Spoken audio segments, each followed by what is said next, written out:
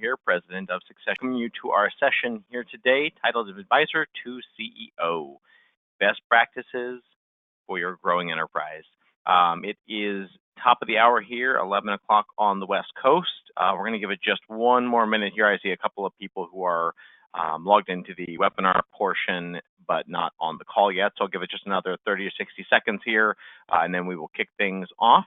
In the meantime, as we go through the presentation today, you should see, if you are logged into the webinar portion, and you don't need to be, but I know most of you are, you will see on the GoToWebinar panel, there are a couple of different sidebar options there. Number one is the questions section that I wanted to point out. Throughout the presentation, both myself and the moderator here, the other David joining us today, will be watching that, and we'll make sure to get your questions answered. If they are a more specific question to your circumstances, we will, of course, still answer them, but we'll just do it offline directly with you. If it's something a little more pertinent, probably for the whole group, we'll take care of it as a group, because I think it'll help everybody. The other item I'll mention, if you have any issues, by all means, chat with us, let us know. It is monitored. We will get you taken care of. And last but not least, there is a handout section, and you'll see in that section, if you happen to have a second to expand it, one of the common requests we get from these sessions is a copy of the slides, which we have included for you. We got lots more material depending on the particular subject matter, since we're going to cover a couple of topics here today. Lots of other materials we can provide. We're going to start simple with the handout, the slides, but if you'd ever like more, you want to go deeper, again, know that we are happy to share any and all materials that we've got. So anyway, we've got just a second here. I'll let everyone finish logging in, and then I'll kick things off.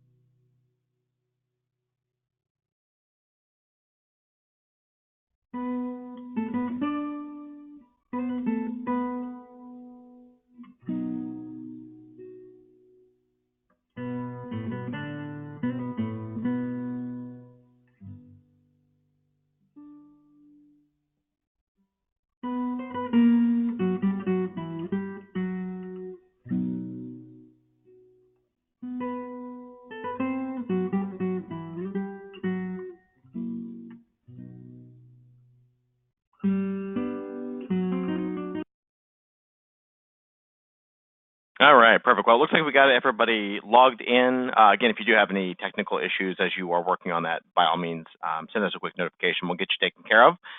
So with that, let's dive into the content here.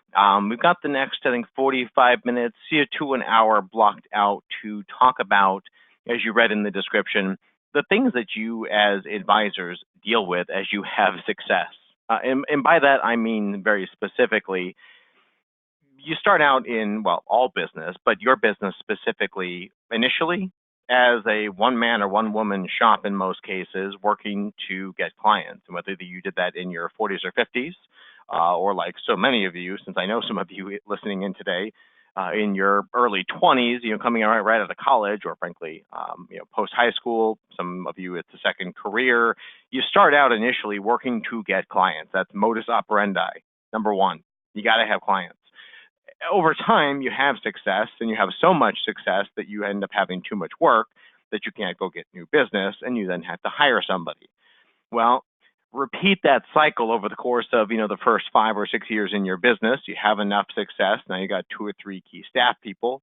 Now you're not just an advisor, you're an employer, and you have things like payroll and employee benefits, HR manuals and policies people want questions on, leave policies, PTO. Over the course of a career, you get the office lease, you add staff. There just are increasing complexities, opportunities as well, don't get me wrong, but there is increasing complexity. So the topic here today is talking about a lot of the things that we help advisors with each and every day. And you'll see a couple examples of those up on your screen here. Setting up their entity, things that so many other business owners do as step number one, as they're even contemplating what this business might someday be called. they have their S Corp, LLC, C Corp, whatever it is. They set it up first, but in our industry, that just isn't quite as common, becoming more common, but not quite as common. So entity formation, employment resources and compensation support, offer letters for employment, offer letters for buying or selling a practice. So there's a lot of different things we can help make turnkey for you. Our role really just helps set it up, because some of you I know we have not ever worked with before. Our role in this process as a succession consultant, and the reason we're talking about these topics today in particular, is we are here to help make your lives easier and to help you manage things that impact the equity, the value of your enterprise, the business you're building.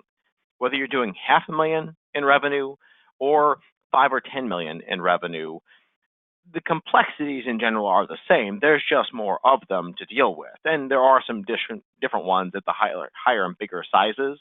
But the key is our role is to make these processes as turnkey as possible and make sure you can make fully informed decisions. Because the things we're going to talk about today that you saw described in your initial invite are all topics that have a very direct and real impact.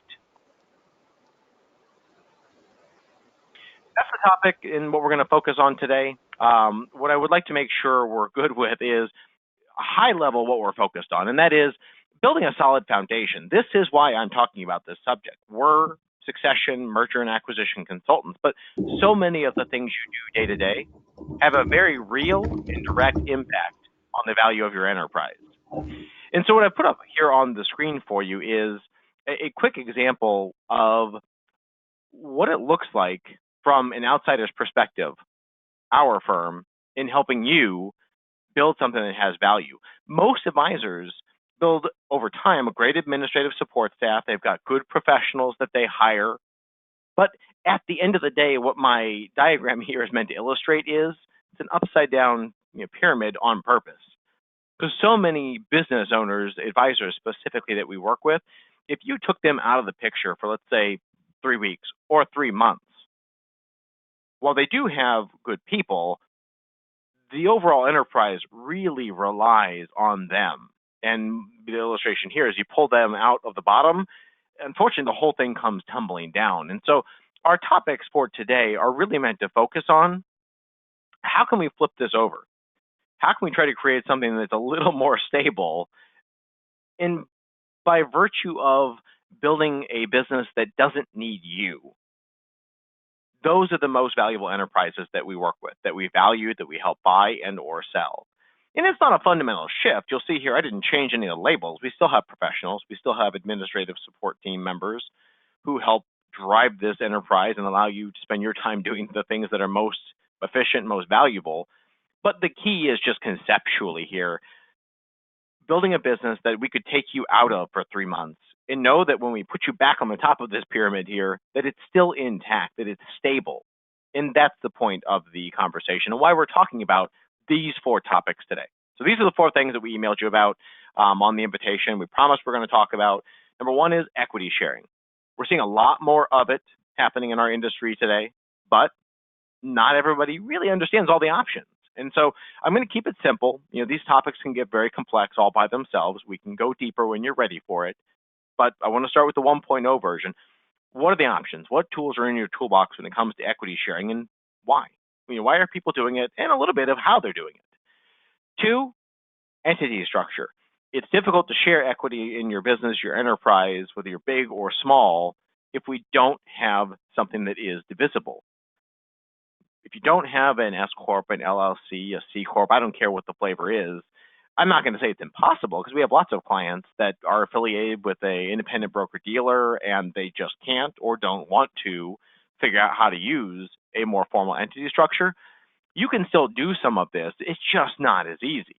So I want to talk through the entity structuring, how most advisors are setting this business up, whether you're affiliated with an IBD, an independent broker-dealer, or not, if you're on the fee-only side with your own independent RIA.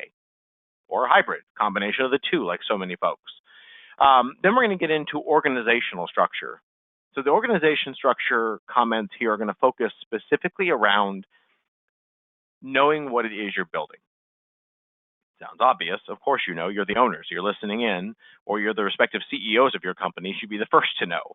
But I tell you, during the evaluation process, the succession process, when we help clients with equity sharing, a lot of times by the time we get into it, what we really find is what the owner thinks that they're building or is setting out to build, they're not quite there yet. And in some cases, because of their compensation structures, what we're going to talk about last, the fourth item, they'll probably never get there because there's some fundamental shifts that have to happen. And so I'm not going to describe good or bad labels to the organization structure stuff, but I want to make sure we at least know what the options are, what the pros and cons of each is, so you can leverage it to your benefit long term. You're also going to see, you see poll question indicated there at the bottom left-hand side of your screen. That's just an icon you're going to see twice throughout the presentation. We've got 2 poll questions we're going to present to you. We're going to continue on chatting here today, but the poll questions will pop up. They should be actually informative. We're going to wait for your responses. It should happen pretty quick and easy. Just pop up on your screen, submit your answer for us, and then we'll publish the results. And hopefully both you and us here at Succession Resource Group can glean something from the information. So with that, let's dive into number 1. And again, if you have any questions throughout this presentation, by all means, I promise I can multitask, as can our moderators here, so we'll keep an eye on that sidebar. But with that, let's dive in. So equity sharing. Let's start with why. I think that the how is interesting, but secondary to why in the world you would give up any amount of equity in the enterprise that we're talking about you building. So why are more advisors than ever before giving away or selling equity in their practice? Number 1, you'll see my slides here. You can read along with me. If you've got a great team, you're going to share some of your value by default or by design. That you could read. Here's what I mean. So we work with a ton of advisors that have built very, very good businesses from an outsider's perspective. And they got a lot of assets coming in. They make a lot of revenue, and they're relatively profitable, by all industry standards. And they've built good team members. They've trained, they've mentored, and they've gotten to a point where they attend a presentation like this and say, well, David, I can appreciate this, but I've been lucky. I pay my people well, and I've been able to keep all of the equity. Well, the takeaway is if you've built a great team, you've mentored, you've trained, you put them in a position to be able to be you to some degree, at least on a part-time basis, so you can start taking more time out of the office or focusing on doing something else more productive, for example. That's great. But the reason why my statement still holds true is because fast forward, I've been down this road before with dozens of advisors, and more often than not, the one thing I can tell you is true is you're going to retire. You're going to leave the industry horizontally or vertically. I've said it before, I'll say it again, and you generally should agree with me on that point, because it's going to happen. The question is, when you start slowing down and when you look to start exiting, you should get paid for the value of the enterprise you've built. Challenge is, if we haven't shared equity or even had the equity sharing conversation with any of these folks, and you've been slowing down, they've been ramping up, and you got this great model, when you finally come back and say, well, I just had the company valued, and I'm finally ready to actually talk about maybe really slowing down, cutting back, and letting you actually buy in, looking at selling you, up to 49% of the company. So I'll keep control for a few more years. And they say, well, so you valued it, let's call it $5 million. You want me to pay half of that, $2.5 million, Bob or Betty, you're already not here. I already have most of the client relationships and I'm managing the staff. Why would I pay $2.5 million? That seems crazy. When I joined the firm, we were at 1.2, 1.5, 2 million. Doesn't really matter. And we've grown, but you've been slowing down. I've been helping drive a lot of this growth. If this sounds like a conversation you've either been part of or heard about, it's a very common conversation. And my point is, they're going to have the expectation of getting equity in this firm or getting equity in some firm at some point. Not everybody, but the folks who can really contribute, really drive this thing, and someday allow you to cut back and or exit, those are the folks we're going to have the equity sharing conversation with. And either A, we can share equity with them now and help incent better behaviors in the meantime and not have to pay them as much, cash out of the checking account, or we're going to not do that now, but when the time comes to have the conversation, they're going to expect a discount because they didn't get equity and they've been driving the value of the enterprise. So that's my comment on by design or by default, it's going to happen. You're going to share some value with them. Not every time, but I'd say statistically, the odds are in my favor that I'm right. It'll also help you attract better talent. I mean, it's a big, small industry. Any of you who've been around long enough, you know it to be true. Everybody knows somebody, and everybody knows somebody who's been through something. Your equity sharing, assuming it's successful, and if you work with an organization like ours who's done this before, together with you, your team, and your council, we'll figure it out together and build a really amazing solution. Word will get around all by itself. And if you are proactive about talking about it, it'll become a really good tool. And the last one is it'll help you provide competitive compensation without always increasing payroll. I mean, payroll has a funny way when you look year over year of just magically increasing every single year. Between adding new people, between cost of living increases, raises for your people who do really well, bonuses and profit share, I mean, it just always goes up. Here, this is one more tool in your toolbox to be able to compensate folks without having to pay them cash. So I'm going to talk about different equity sharing strategies now to help give you some context for that last one on how can we leverage it? Because it doesn't just have to be a compensation tool, because by virtue of compensation, you'd use the equity to pay them for the services rendered or going above and beyond in all reality. But there's also ways that they can buy in. I mean, there's a lot of different ways to put this together. So here's my poll question. I'm curious, for those of you listening in today, have you ever considered sharing equity? I mean, we talk to a lot of advisors, but I'm not going to posit that I've talked to every single one of you.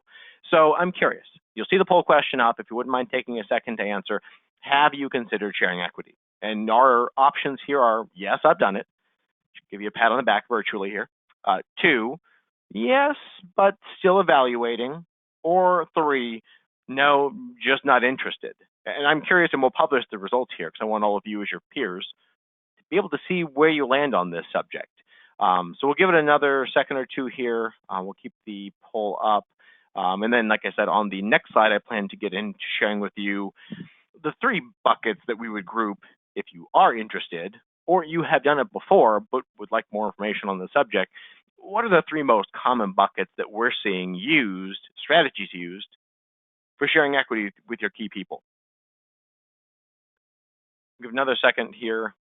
If you don't mind just taking time to click on that poll question here, I promise we'll take it down, and then we will get it published.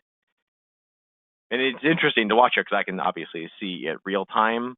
And I know for people listening in today, we help with equity sharing, succession planning. I'd call those 2 sides of the same coin. If you are 60 and considering equity sharing, well, it's part of your succession plan.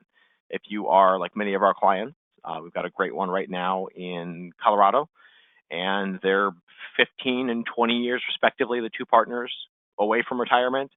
For them, they're thinking succession, but they do want to reward their key people. Now it's just straight up equity sharing. And it looks like most of you here, you can see on the screen, the vast majority are in the stage that I would expect. And it's a huge shift in the industry, I tell you, that 63% of you are, yes, you'd consider, and you're in the process of evaluating. I mean, it may not sound like much, but I would tell you, historically, and I've been working in the industry on succession planning since the early 2000s, the general answer was no, not interested, and then I would work to compel you as to why it could be a useful tool. So as an industry, we've made great progress. Appreciate you participating there. Let's talk about now what those tools are that I mentioned. So when people talk about equity sharing, a lot of times they'll come back to us and say, yeah, I evaluated it a couple of years ago. I talked to a consultant or coach. I talked to my home office if they're with an IBD, or talk to the person that sits in practice management with my custodian, or Asset Mark, or SEI, whoever all these folks are that are out there talking about the subject. And the general consensus was, I'm just not ready to give up control of my company. Don't. Equity sharing should not involve giving up control of your company. If you do, you're doing it wrong, or you've got a really good successor and they're a great negotiator. When I talk about sharing equity, I'm talking about, especially in the case where it's not succession related, this is a non-controlling interest. And it also doesn't have to be as complicated as like an ESOP. The employee stock ownership plans are great from a tax perspective, but you'll hear folks with varying answers on this, but I would tell you, having set a few of these up, ESOPs are not easy to set up and or maintain, and they just cost a lot of money. If you're doing $10+ million in revenue per year and growing rapidly, think about an ESOP. Everyone else listening today, that's not in the cards. But there are still equity sharing options that work really, really well. They're not quite as tax advantaged, but you're also going to not spend $100,000 a year to maintain the darn thing. So here's what I mean. On a sliding scale from lowest level of commitment to the highest level, we've got phantom equity as a strategy, lowest level of commitment, a lot of flexibility, a lot of control, non-qualified plan for tax purposes. You've got profit interests, and then you have full partner status. That's sort of like in a law firm, name partner. That's what you all are listening in today. You are partners, you are the owners, you have profit and voting rights. But again, there are different options. And it depends on how your entity, equity, teaming structure is set up. But you can have all of these options, every single one of you listening today. So I'm going to give you a short description of each of these. Number one, phantom equity. A lot of times what folks are doing is things like stock appreciation rights. We do these kinds of plans a lot where we give out shares in the company, phantom shares, mind you, stock appreciation rights, unit appreciation rights, but we give them a share, and let's say the base value at the time of issuing the benefit is $100 per share, and we give them 10 shares. Today, those are worth nothing. If in 5 years they haven't appreciated, they're still worth nothing. But we then will ascribe to them appreciation over the next 5, 10 years. So as the company grows in value, they get a small sliver of that growth. And the idea is, by virtue of doing that, they help this thing grow faster. So who do you give these things to? People who can help the practice grow faster. And not just the rainmakers, not just the hunters. I'll give you more definitions later on these things. Not just the people who can add more assets and revenue. That's an easy and obvious one, yes, don't get me wrong. But also the folks who can make sure you have a stable operating infrastructure, that you're not losing clients out the back door as fast as they're coming in the front door. Phantom equity plans are also great for folks who aren't licensed. You could have some great operations people, great office manager, and you want to reward them, and you want them to be thinking about the value of the enterprise. You want them to sort of start thinking and acting like an owner, but you don't want to sell them actual shares in the company because they're no way, shape, or form part of the succession plan. Phantom equity is a great tool for that. Profit interests lands squarely in between these two. The full partner status that you all would have listening in as the owners, you have voting rights, you have profit rights. When you sell someday, you will get the full benefit. Profit interests are a little bit different. Profit interests don't get a vote. They are literally just an economic benefit. But I say just. That's sort of the good part in most cases about having equity in a company. And by that, I mean profit interests. If I, let's say, buy in, or you give me profit interest, the other version of that, or just the same thing by a different name, is non-voting. If I get non-voting shares, I get 5% of the profits because you gave me 5%, or I bought 5%. I do not get a vote, but someday when this company sells, I might also get 5% of the total value. Or if we're in an LLC, we've got some flexibility. We could actually value the profit interest a little bit differently. It depends on your equity structure, what options you have, but S Corp, LLC, you can both have these. We've got some additional flexibility on the LLC structure. The partner is then sort of reserved for your best and brightest. And in many cases, the folks who might someday be part of the overall exit equity structure long-term. So you want to use this. This is the voting and profit interest. You want to use this judiciously. I mean, this is really reserved for the elite people on your team. But my point here is it exists on a spectrum. You've got a lot of different options. Key is these all really, to work well, they require an equity structure to be in place. So let's talk about what that equity structure might look like. What you'll see up on the screen here is my initial why. Why would somebody have an LLC or an S corp? Here's a couple of reasons, and I'm just going to read them off to you here ever so quickly, and then we can elaborate. Limit your personal liability. It's got perpetual existence, equity sharing options, which we just talked about, and then the very last one, and I did this on purpose, is tax savings. Do not set up an entity for the sole purpose of saving money in taxes. But keep in mind, if you set up an entity, there might be some money to be saved in taxes. My point here is the amount of money you're going to save in taxes, in most cases, is going to fall into the non-material bucket. I can also tell you, as a fellow small business owner, if I can pay $1 less in taxes, I'm open to the conversation. Now, granted, it's got to be, substantial enough because there's additional tax returns to consider here. But key is there are some tax savings that can be had. How much depends on how we set it up and how much you earn. But I should at least make sure that it's on the list. It just shouldn't be the reason for doing it. The reason you'd set up an entity is number 1, 2, and 3. Limit your personal liability. People come back to us all the time and say, well, yeah, but I'm affiliated with an independent broker-dealer. They won't pay me directly, which means I'm always going to have the personal liability. Wrong. Couldn't be more wrong. You're right in one sense, I'll give you that, and that is you will always have personal liability on the advice and sales side. Agree 100%. You have E&O for that. So you are covered there, plus or minus. You are protected. But everything you do as a business owner, signing a lease, hiring and firing staff, leasing the copier, all the things you do over the course of a business, that E&O is not going to help for. That you have personal liability on, unless we can set up an S corp and LLC, and it hires the staff, it pays the lease, it signs all the contracts. You personally only provide advice and sell products to the extent that you do both of those things. Everything else is done through your company. So we want to create this very distinct bifurcation, but know that we can eliminate some personal liability for you. And if you're doing $200,000 or $300,000 in revenue per year, I get it. You've got bigger fish to fry.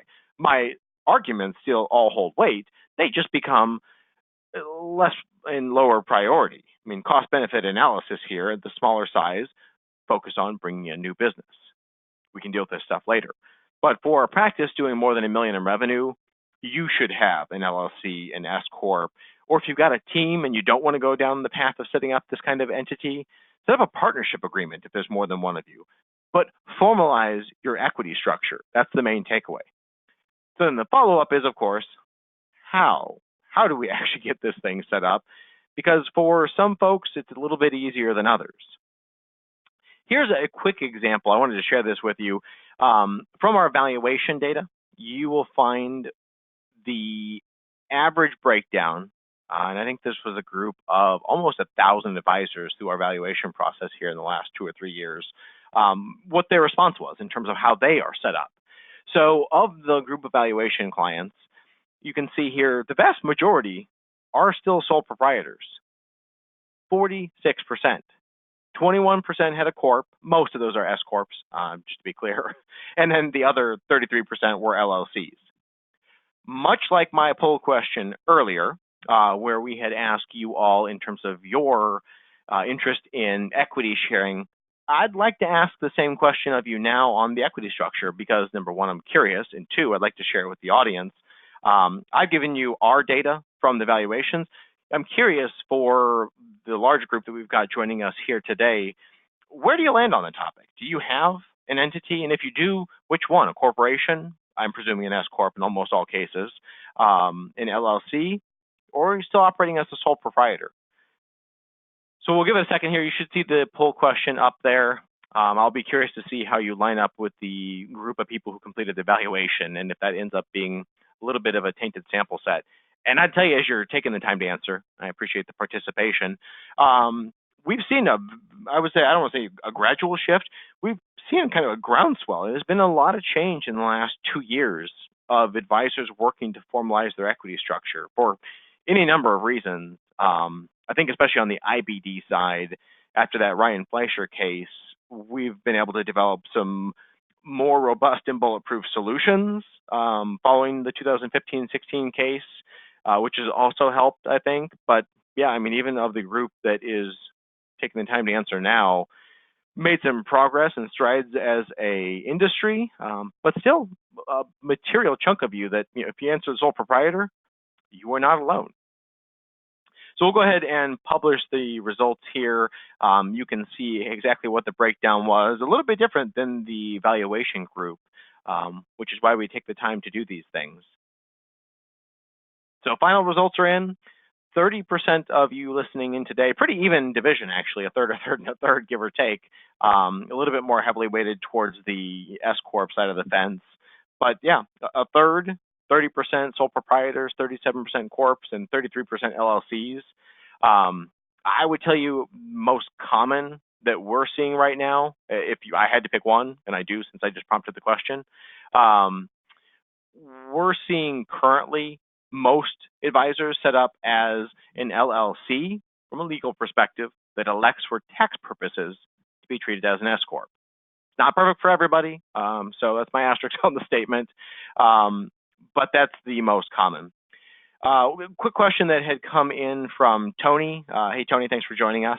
The question is, what was the case that I had mentioned? And since I know Tony, I'm going to take the time to answer that question. The case that I had mentioned, it is the Fleischer case. Don't ask me how to spell it. You can Google it. It'll get you close. It's Ryan Fleischer. He is an LPL advisor, is currently and was at the time of the case. I can mention the name because it's out there. It's very publicly available. There's actually a lot of writing about it that we've done. Michael Kitces has done, a very well-known industry writer.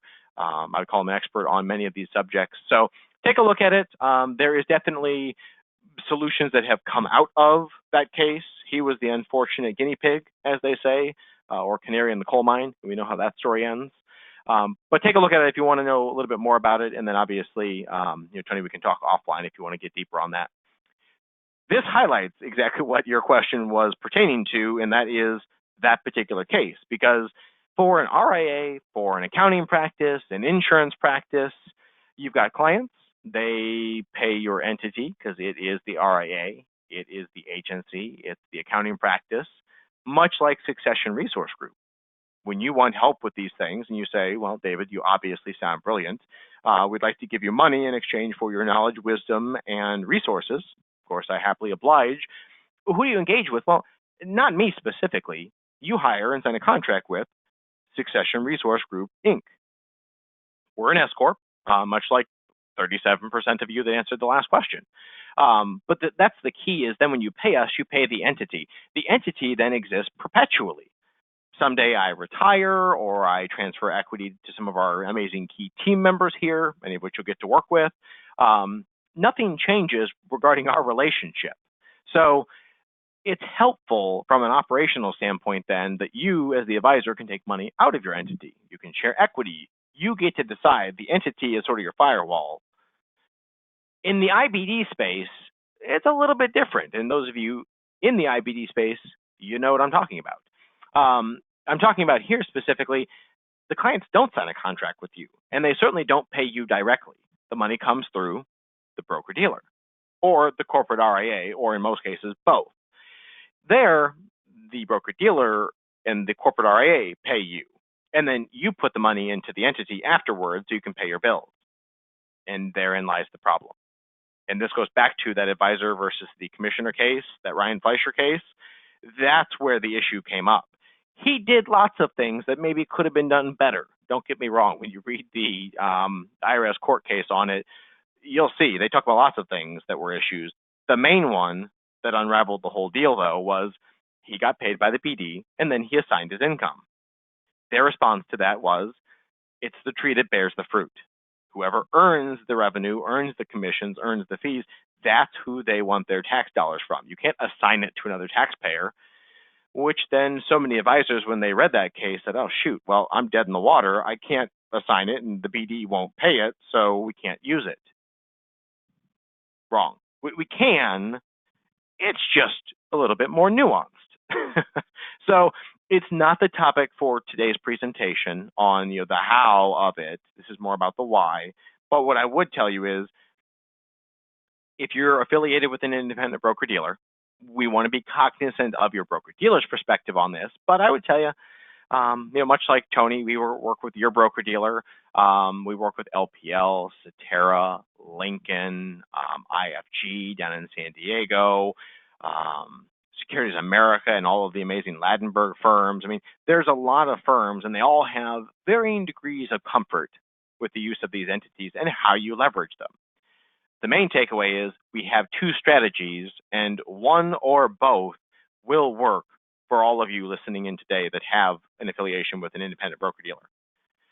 So we can help you with it. We can navigate the issues that were highlighted in that Fleischer case. My main takeaway here is, number one, if you have an entity and you don't know about those issues, call us.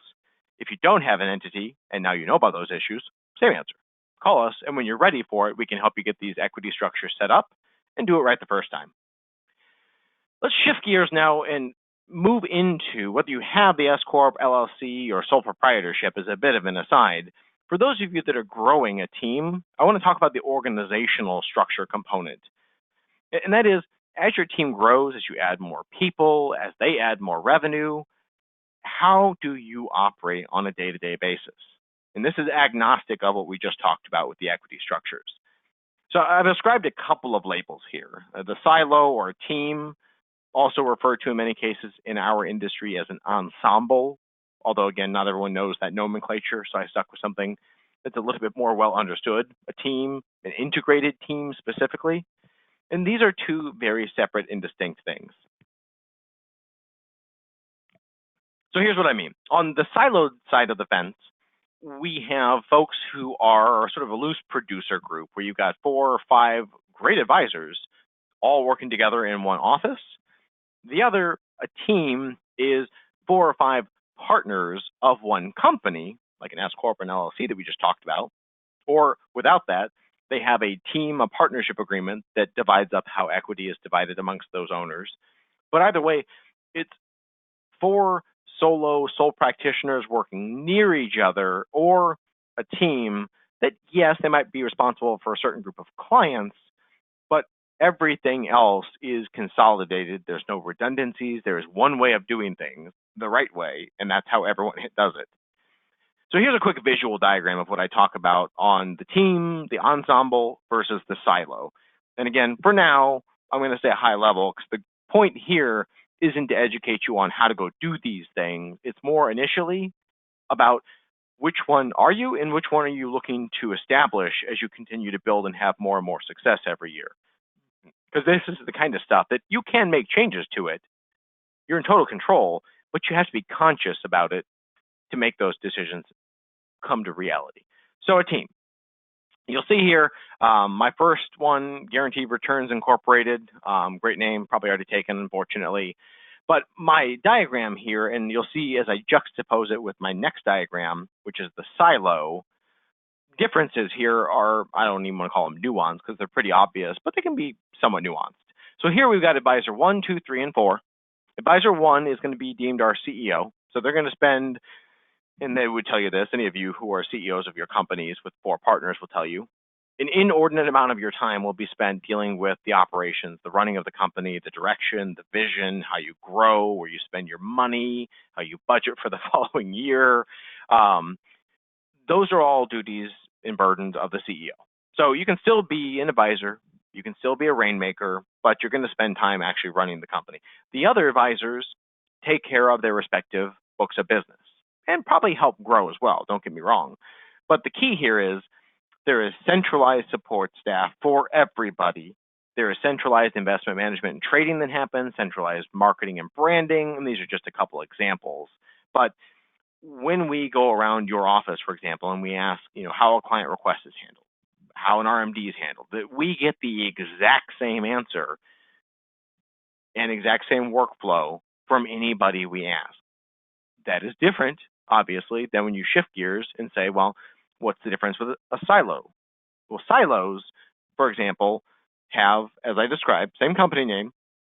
We might hold ourselves out as Guaranteed Returns Incorporated and still have 4 advisors, and we would all call ourselves partners. But in all reality, what we really are 4 individual practices. We maybe, 3 out of the 4 are big enough to have an assistant. The third guy or gal isn't. So you'll see their list is a little bit longer because they get to handle their own admin duties as they grow. They handle client service, they handle investment strategy, they deal with rebalancing, and they deal with business development. Each individual sort of makes these decisions, spends money and time as they see fit. They are partners. So from the outside, my perspective as a consultant, we would initially see these firms as the same. 2 companies, 4 partners, but when you get inside those walls, very, very different. And I said earlier, I'm not going to ascribe good or bad labels to any one of these.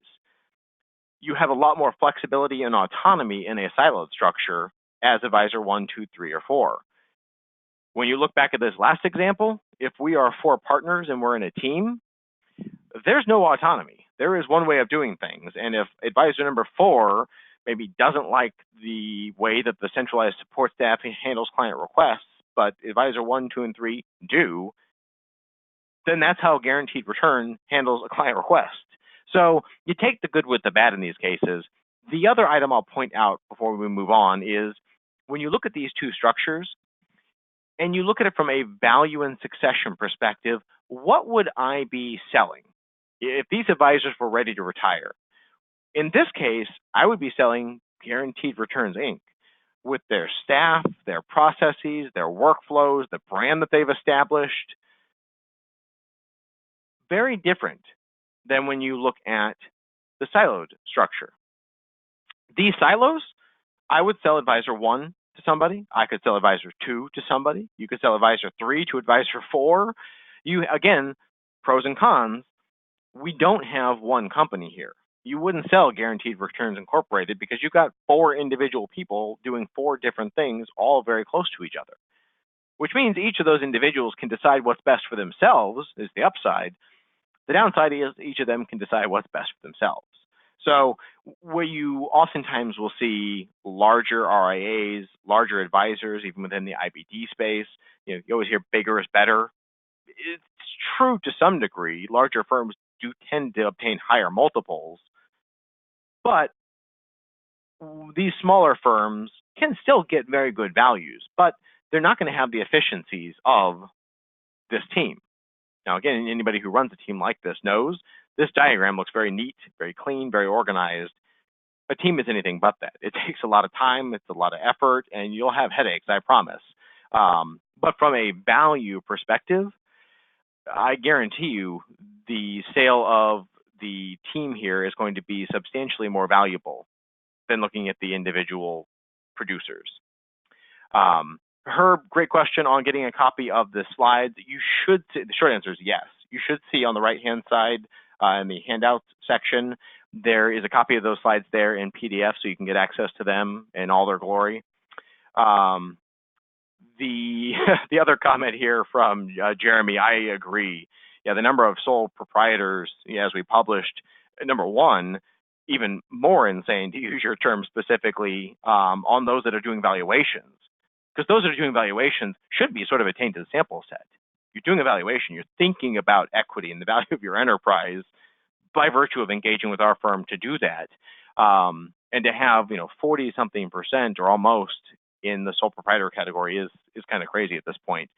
And those of you listening in today, I mean, I know it's really easy to just run the business and not necessarily see the need for it, but over time the need does develop, almost agnostic of size, but certainly because of the size. So in terms of the organizational structure, my real takeaway here is just know what you're building and know where you want to take it. And if the goal is you're currently running as sort of a siloed organization, but all of the partners agreed they would like to eliminate the redundancies and streamline, develop consistent workflows and processes, and be more of an integrated team, it can be done. The one thing that I've seen hold that up is my last item on our agenda here, and that is compensation and how it impacts the enterprise value. This one is probably the one that I would say gets overlooked the most from the perspective of how it impacts the value of your enterprise. I know you deal with it as employers, as advisors, as partners all the time, certainly as you hire, as you review partner compensation from year to year. just no way around it. Compensation, it's key to attracting and retaining talent. The industry norm, you'll see my abbreviation here, eat what you kill. That's been the norm in our industry. I mean, in a production, producer-driven industry where it's all about, who can go out and make it rain, bring in clients, build up their book of business. Historically, when you'd go out and hire somebody, well, you would try to hire somebody who can also do what you did. And they would be a little clone of yourself, just 20 years younger. So when you look at compensation, the key here is the eat what you kill compensation where you pay out 30%, 40%, 50%, whatever percent of production that your junior brings in. It's not bad. And I would tell you from a compensation perspective, it's great because it can't not work. If you bring somebody in, turns out they don't have the chops for it, or they just don't put in the time and effort that you did to build this thing, then they get 40% of a very small number, and they'll just sort of self-select out of the business and go do something else. The downside is when it works really well, but in their favor. What I mean by that is we've seen a lot of businesses have a lot of success bringing folks in and paying them 40% of their production, and then it ratchets up a little bit as they grow. And here we are, 5 or 10 years later, and they've had a lot of success. And now in some cases, they're making more than you are because you have to handle all of the back office infrastructure, the taxes, payroll, benefits. They just get their 40% and get to go home at the end of the day. And the challenge is when they build up that 40%, if they're $1 million producer, and this goes back to my direct reduction to enterprise value comment there. If they're $1 million producer, they're bringing in $1 million in fees or $1 million in GDC, and they get a 40% payout under your relationship with them, they get $400,000. Let's just say it is all fees, and we take a simple 2 times multiple. Their $1 million in fees that they've brought in, it's worth $2 million to the firm, except they get a $400,000 payout. Same deal, 2 times multiple of the $2 million, they have $800,000 of that value sort of consumed. And by that, I mean, when somebody comes in to buy your business and they're going to go with it, I'm buying the 60% you keep, not the 100%. Which I'm sure to all of you very business savvy folks listening today, you're nodding your head saying, well, yes, of course. Well, it's not always that easy. We have a lot of conversation with folks who feel like, well, I have been the reason, my infrastructure is the reason why those clients are here. That may be right, it may be wrong. I honestly don't care. The main point is, for this particular conversation, and why I say I don't care is because from a buyer's perspective, regardless of who sourced the clients, if they get 40% of the revenue, I don't, which means I'm not going to pay for it. And I can't simply come in and fire them if they've been the sole point of contact and or the person who brought them in. So just be aware of it because these are things that can be corrected and adjusted. But any of you with staff know, there's 2 things you don't mess with when you've got key team members or any employees or team members. You don't mess with their compensation and you don't mess with their desk. Leave those 2 things alone. So my 1.0 version where so many advisors start is the eat what you kill. Production-based compensation. And I get it, and I know why you did it, but there are alternatives, and that is merely much like the equity sharing options. What I'm setting out to accomplish here today is put more of this in your toolbox. Make sure you know what your options are. So the 2.0 version is more of an enterprise compensation plan that doesn't directly detract from the value of the enterprise, almost dollar for dollar. So I'm going to group it into 2 categories here, farmers and hunters. Farmers, as I ascribe these labels, these are the folks who tend the homestead. They are your service folks. They are your operations folks. Frankly, if you wear the hat of CEO, it's you sometimes. The hunters are the ones who bring in the business. They're the rainmakers is the other term that oftentimes gets applied here.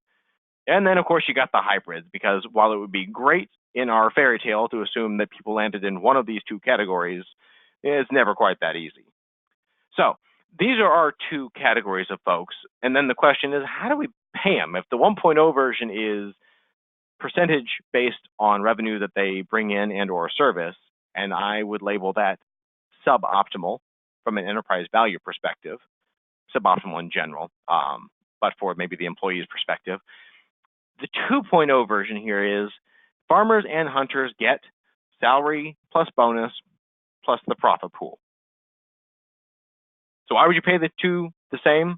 Well, you have these three groups of compensation metrics as part of their comp plan.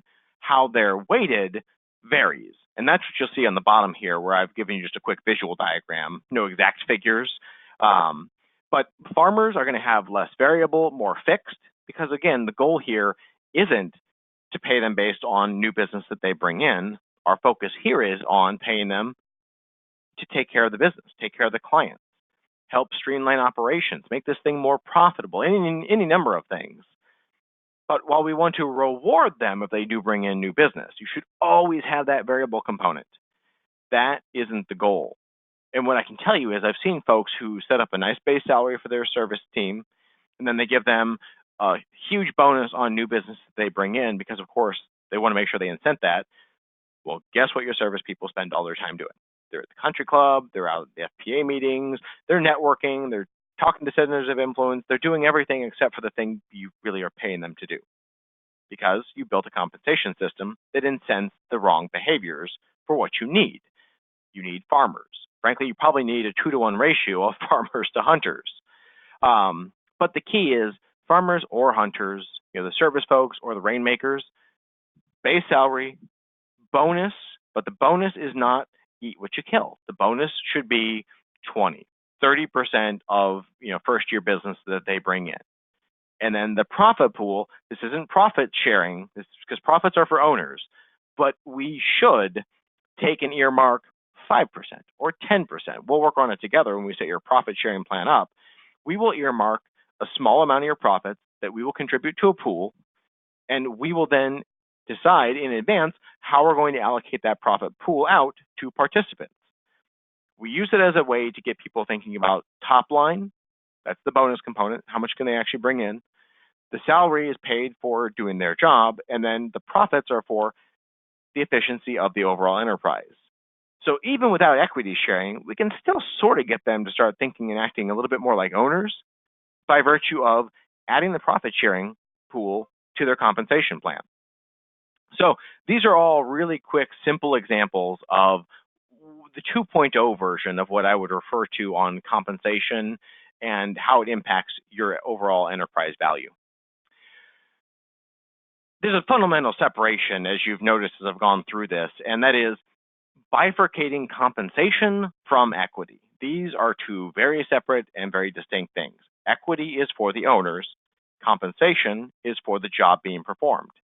For you, for example, as the respective CEOs of your organization, you're going to have equity and compensation as part of your comp package. You'll take profits out, distributions, because you are an owner. Everyone else will get their compensation, but these things are not directly correlated. So as we wrap things up and bring it all back together, I had mentioned earlier, we're all going to leave the industry at some point, and that's why I think thinking about equity sharing now or in the future has got to at least be on the radar, because you're going to work less, whether you're in your 40s or 60s. I tell everybody, begin with the end in mind. You will build a better business as a result. Because if you slow down, whether it's in your 60s or 70s, your revenue, it'll lag, especially if you built a good recurring book of business, but it will follow suit. It is correlated. As you reduce your time, the revenue will slowly drop off. Expenses have a funny way of just going up every single year. And then you take a snapshot of the clients. Let's say here, maybe in 2017, age 55, we've got a pretty even dispersion of clients, maybe a little bit, older leaning, just the nature of the business we're in. You fast forward 10 years at age 65, and now the clients are, mostly over the age of 60. And because we don't have a succession plan, because we haven't shared equity, we haven't been able to keep our young talent, our batting average bringing in and closing those young, hungry executives who are in the accumulation phase, we're not closing as much of it. So now we've got a book of business that is, getting older. We've started to cut back our time, you can see here. And what happens to the revenue? We're on the decline. Trouble is, the value of the enterprise begins to drop off precipitously. And this isn't even throwing any kind of market correction in the mix. You can imagine what that will do if it's timed improperly. It can have a huge impact on the overall value in your succession plan. The reason I mention this is because when I talk about equity sharing, I talk about how we see folks paying their people that works well and how we see people paying their folks that doesn't work so well from an enterprise value perspective. These are all components that impact your exit strategy. And that really, to my point here, is whether you plan to retire today or tomorrow or 10 years from now, I'm sort of agnostic on for the sake of this presentation. My point is to build something that can outlast you, whether you're in your 40s or 70s. Either way, the end goal should be the same, that when you do slow down and or exit, it happens so smoothly and so gradually, your clients almost don't even know that it happened. They'll know, don't get me wrong, they'll miss you. But the point here is if we can focus on equity sharing, building an enterprise that we can transfer gradually to the next generation, pay our people right so that we have a very profitable enterprise that they want to buy into, getting people to buy into the ownership structure and focus on picking up your slack as you start being able to cut back someday, all of a sudden, the revenue continues to grow. They continue to bring in those executives who are younger. The value continues to grow. And we don't have this drop off and then somebody pulls the ripcord, sells the business at the highest value they can get, and the new buyer starts all over with those clients, and has a few years before they actuarially, move on and pass away. So this is succession planning. This is why the 4 things I've talked about today are so important, because whether you sell your business for a lot or you give the thing away, either way, the key is to make sure that your clients and the business that you built can continue to run, grow, and thrive without you. And those things will simply not happen by default. So, to-dos, key takeaways, recap. Number 1, consider equity sharing with your key people. Do it now, do it later. Like I said, if they are good, they're going to get equity. It's going to be in your firm or somebody else's or in their own. 2, consider succession planning before your retirement date. I know it seems obvious for a group joining us here today. They are all professional planners. And I didn't ask a poll question, but I can tell you statistically, most advisors don't have a succession strategy. They know that they're going to leave the business someday, but it's not today, and therefore they're going to focus on other things. And I get it. But think about it before you get to the exit door. You'll enjoy the process more, your clients will enjoy the process more, and your staff will. Third one, formalize and review your equity structure.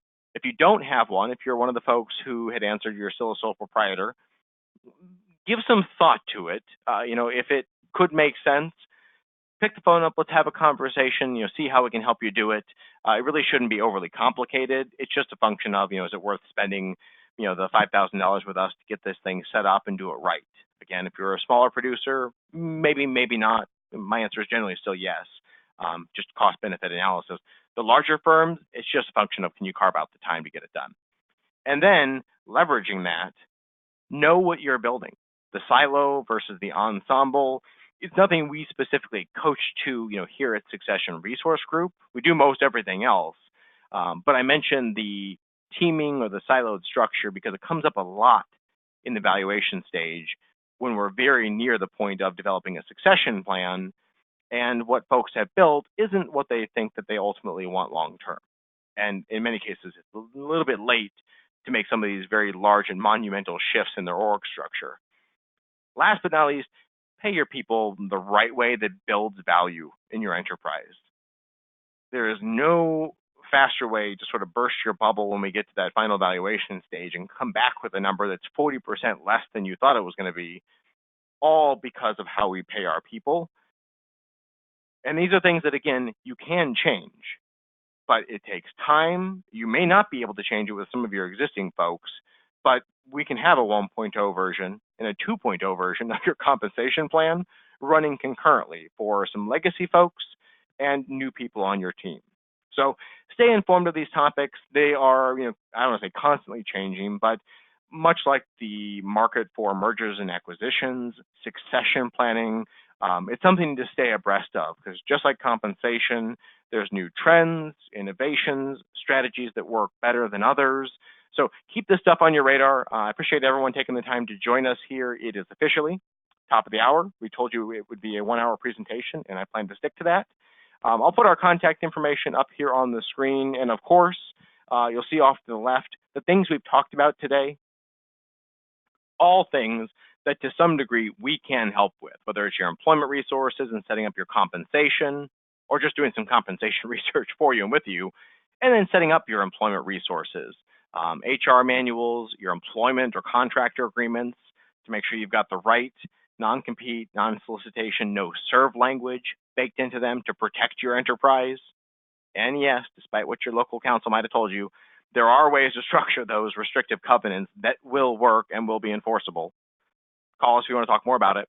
Your entity formation, we can do that and make it very turnkey, something that a lot of local counsel just struggle with because it's more complicated in our industry. Shouldn't be, but it is.